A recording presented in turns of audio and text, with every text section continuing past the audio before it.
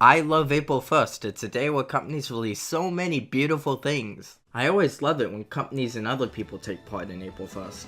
It's like there's something about this day that brings out the best of people. Anyways, I think it's best to talk about some of the amazing stuff that was released during this April 1st in 2019. I think first we should start off with Google because they seem to do something every year to Google Maps. This year they put a snake minigame inside of Google Maps. During the April Fool's week, you were able to play Google Maps Snake on a mobile device or a computer.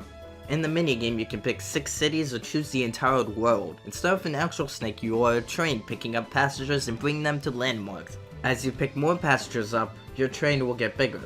It has been taken off the mobile devices, but I imagine you'll be able to play it anytime on the computer as there is a special link that goes to the game. Google tends to take down their jokes on Google Maps, but since it's a standalone game, I think it will stay up for a while. Now with Google out of the way, let's talk about what Ubisoft did. During April 1st, Ubisoft rolled out a couple things for their games. They announced a one-day event in For Honor and an event for Rainbow Six Siege. During For Honor's event, Ubisoft added rabbits to the game for that day only. For Honor is an action fighting game where you fight against enemies and opposing factions. The rabbits would replace the minions in the game. The people who helped you fight and the people who attacked you would be the minions, a part of the different factions. While fighting them, they would gather up into huge groups and scream. Rainbow Six Siege's new event, Rainbow is Magic, was released that day as well. This event added in 17 exclusive items. Siege is a tactical shooter where you either rescue a hostage, defuse a bomb, or capture a point. The game plays a bit like Counter-Strike, so you'll probably have an opposing team trying to stop you. During the update, they added a new map of a plane in a child's bedroom where the players would play a hostage mission in. While playing the mission, the player would rescue a teddy bear inside the plane. The operators the player would play as would be reskinned into fake toy soldiers or plushies. This special event would last until the 8th of April. I really like the fact that Ubisoft added some stuff to their games during the day. I didn't really see any other company do this except for Mojang. Mojang always has something planned for April 1st, so I knew they were not going to let us down, and on that day they announced a new update to Minecraft. Minecraft is a sandbox survival game where you can build wherever you want. I'm pretty sure everyone knows about this game, so I'm not going to go into depth. The update named Minecraft 3D added in some features. This modification to the game is aimed to simulate old PC games of the early 90s. When loading up a world, the player would be greeted by a notice box saying that the version of Minecraft 3D they have is an unregistered version of the game, and that they would need to buy the full version to get access to everything.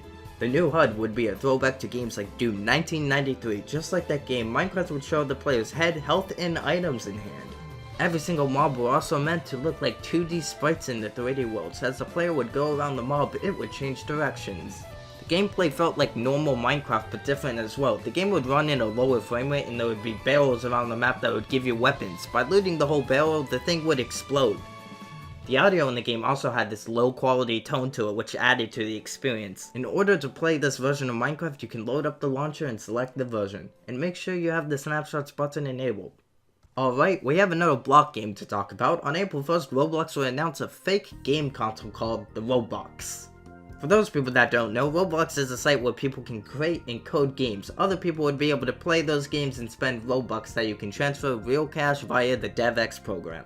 They claim their console can run Roblox games at 8K resolution and run at 120 frames. By purchasing the console, the player would have access to millions of Roblox games, be able to use Roblox Studio on it, and have an amazing offset cube.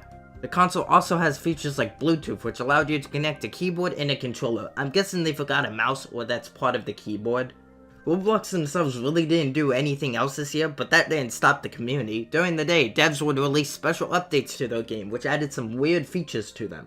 You had games like Jailbreak and Super Bomb Survival turning into Disco Break and Superb Bomb Survival. But the best thing that was released in the Roblox community would be Captain Jadeflames' Super Mario 64 ROM hack, which brought in the 2013 Roblox Egg Hunt into the game.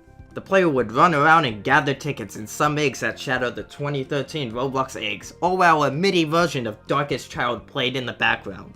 Although the map in Super Mario 64 was significantly smaller, it was still a great fit. I urge you to try this ROM hack for yourselves. A link to Jadeflames' video will be posted in the description with all the other things I talked about. Aside from all these bigger things, there would also be some smaller things people would release as well.